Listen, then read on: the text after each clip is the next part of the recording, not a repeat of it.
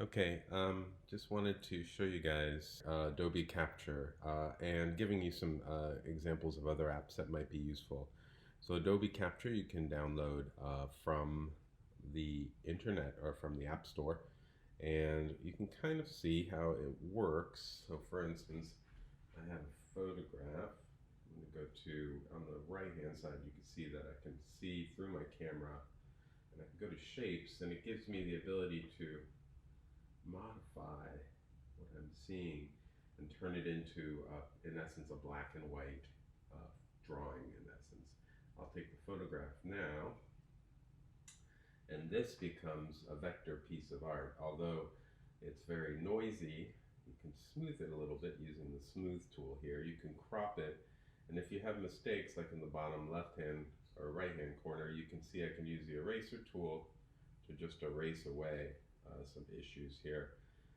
When I'm done with it, what I normally do is hit the save button, and it will save it to the library. But you can also, once you have it in your library, and you can see there's lots of cool things you can do here, you can select it and then just save it to your camera roll on your phone, and then that will actually allow it to be used by other apps. There's some other really cool stuff beside the shapes area here. For instance, I'm going to click the little camera to reinitiate the camera here. Besides shapes, what's really nice sometimes is colors. So you can kind of see, you can actually use it to take a photograph and create a color swatch based off of the photograph.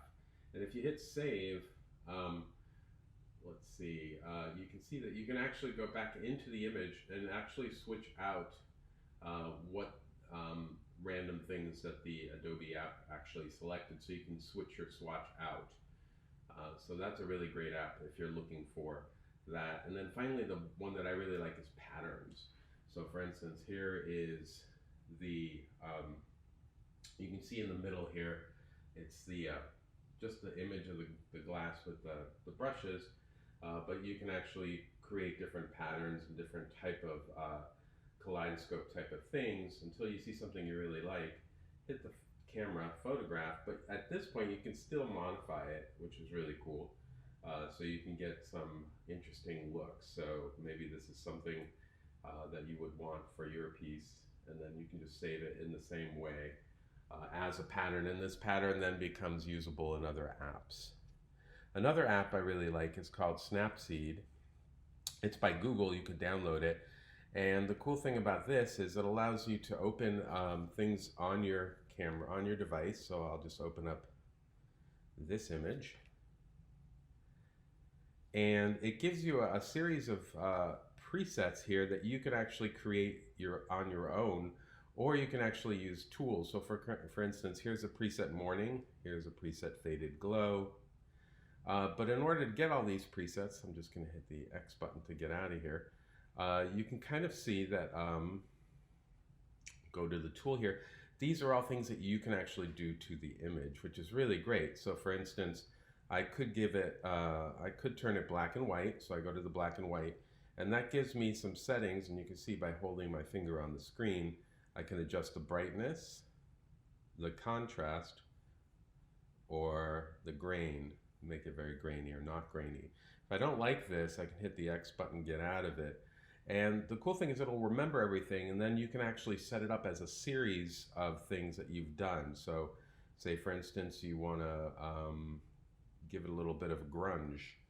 Here are some grunge things, and you can see you can adjust some of the amounts or styles, right? So this is a great way of giving your images a little bit of pizzazz if your current thing doesn't already have that.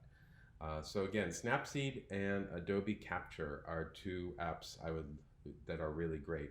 Now, by the way, if you do something to this image, for instance, let's say, for instance, I'm going to use one of my presets that I've made. Let's see, how about this one? That looks kind of interesting. Maybe you can actually, don't forget to just hit check and then save, and then I'm going to save a copy. What that's going to do is going to save this to my images on this phone or iPad. Hope this helps.